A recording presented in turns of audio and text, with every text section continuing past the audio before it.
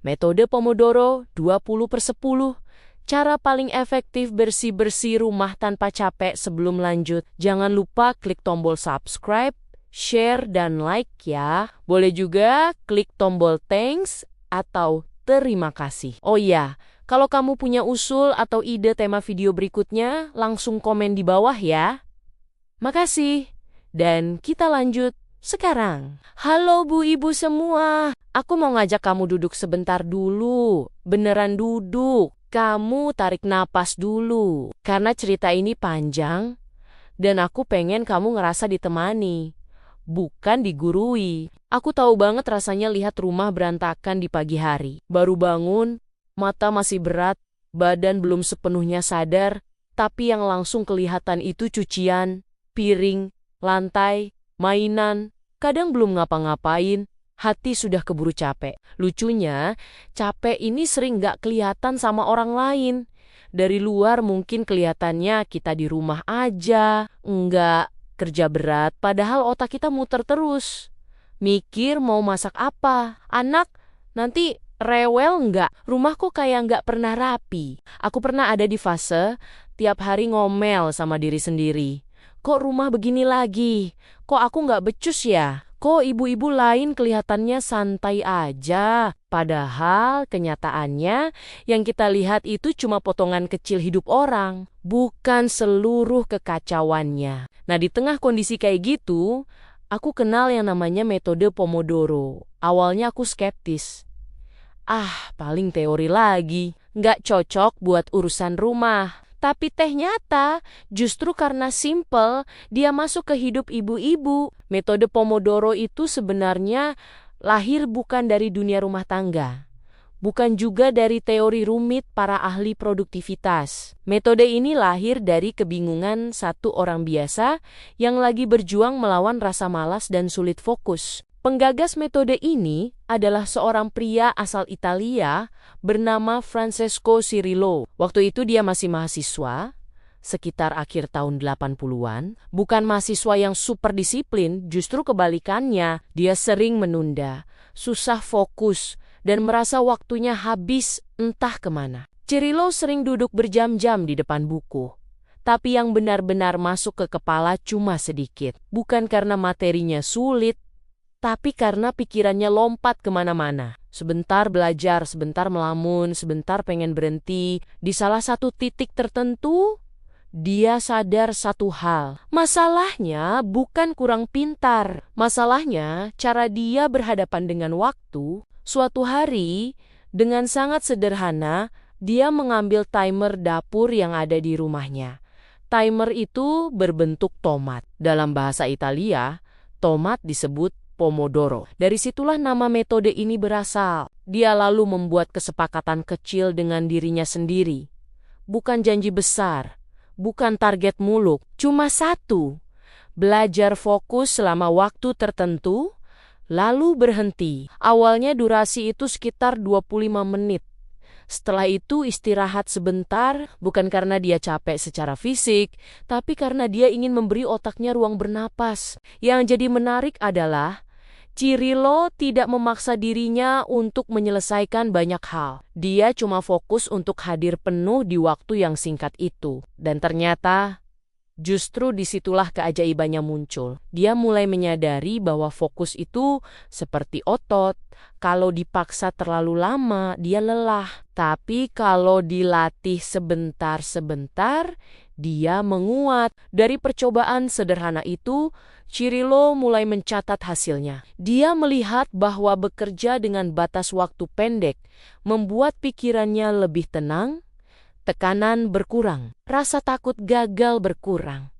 Karena dia tahu, ini cuma sebentar, bukan hukuman, bukan penderitaan panjang. Metode ini lalu berkembang bukan cuma soal timer, tapi soal filosofi. Bahwa waktu bukan musuh, bahwa istirahat bukan tanda malas. Cirillo kemudian menyusun konsep ini lebih rapi. Dia menuliskannya, dia membagikannya, dan tanpa disangka, banyak orang merasa relate. Bukan cuma mahasiswa, tapi pekerja, penulis, seniman, dan akhirnya Ibu-ibu, karena ternyata masalah fokus dan kelelahan itu universal. Semua orang mengalaminya, cuma bentuknya yang beda. Metode Pomodoro bertahan sampai sekarang bukan karena canggih, tapi karena manusiawi. Dia tidak meminta kita jadi mesin, dia mengizinkan kita berhenti. Dan mungkin itulah alasan kenapa metode yang lahir dari timer tomat sederhana ini bisa hidup lama. Karena dia lahir dari satu orang biasa yang jujur mengakui bahwa dirinya lelah dan butuh cara yang lebih ramah untuk menjalani hari. Jadi sebenarnya metode Pomodoro itu secara inti adalah membagi waktu. Jadi sesi fokus dan sesi istirahat, bukan kerja terus sampai tumbang. Bukan nunggu mood datang dulu, tapi mulai dengan batas yang jelas. Versi yang aku pakai itu 20 menit, beres-beres, lalu 10 menit istirahat. Kenapa 20 menit? Karena otak kita itu suka sama sesuatu yang ada batasnya. Kalau kita bilang, ayo beres rumah sekarang, otak langsung mikir ini kerjaan panjang. Tapi kalau bilang cuma 20 menit, otak jadi lebih nurut. Ini bukan soal waktu sebenarnya, ini soal psikologis. Aku kasih contoh yang paling real.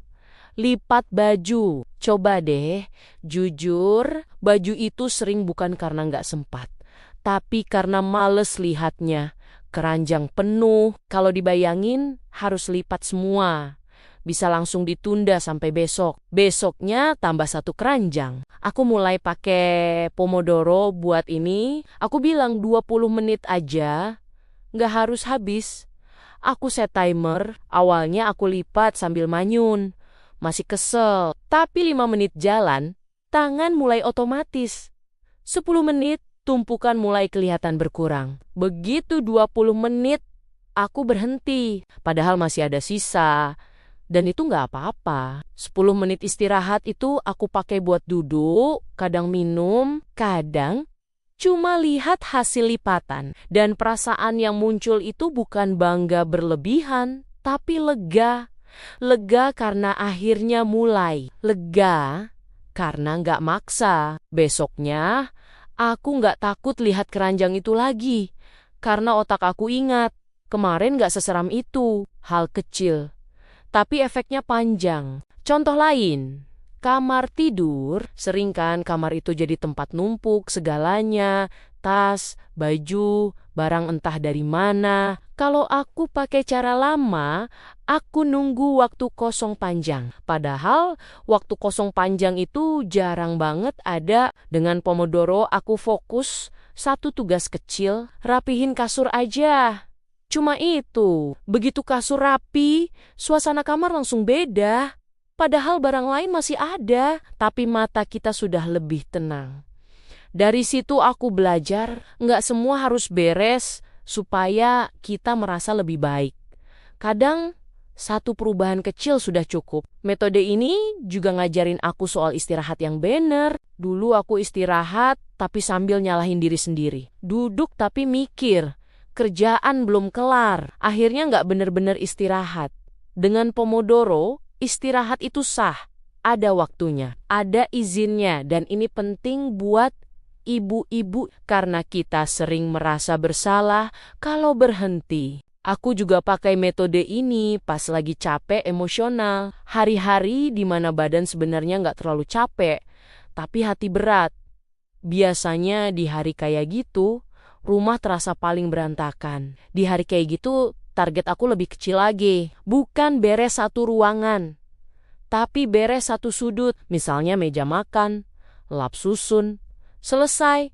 Dan aku bilang ke diri sendiri, hari ini cukup. Lucunya, semakin aku ramah sama diri sendiri, semakin sering aku punya energi buat lanjut. Bukan karena dipaksa, tapi karena nggak tertekan. Kadang aku bercanda, metode ini bukan cuma buat rumah, tapi buat menyelamatkan kewarasan. Karena jujur aja, rumah berantakan itu sering jadi simbol. Bukan karena kita malas, tapi karena kita lagi penuh pikiran, penuh tanggung jawab, penuh tuntutan. Pomodoro ngajarin satu hal yang kelihatannya sepele tapi dalam. bahwa hidup nggak harus diselesaikan sekaligus. Kita boleh berhenti, boleh capek, boleh lanjut besok. Kalau kamu lagi di fase merasa sendirian, ngurus rumah, merasa usaha kamu nggak kelihatan, merasa capek tapi nggak bisa istirahat. Aku pengen kamu tahu, kamu nggak sendirian dan kamu nggak gagal. Cukup hari ini, pilih satu hal kecil, set niat 20 menit. Kalau berhenti di tengah, nggak apa-apa, karena setiap langkah kecil itu tetap langkah. Dan setiap langkah itu berarti kamu peduli. Pelan-pelan ya, kita nggak lomba, kita lagi hidup. Terima kasih sudah dengerin cerita dan curhatku hari ini. Sampai ketemu di video berikutnya. Tetap semangat, Bu Ibu semua.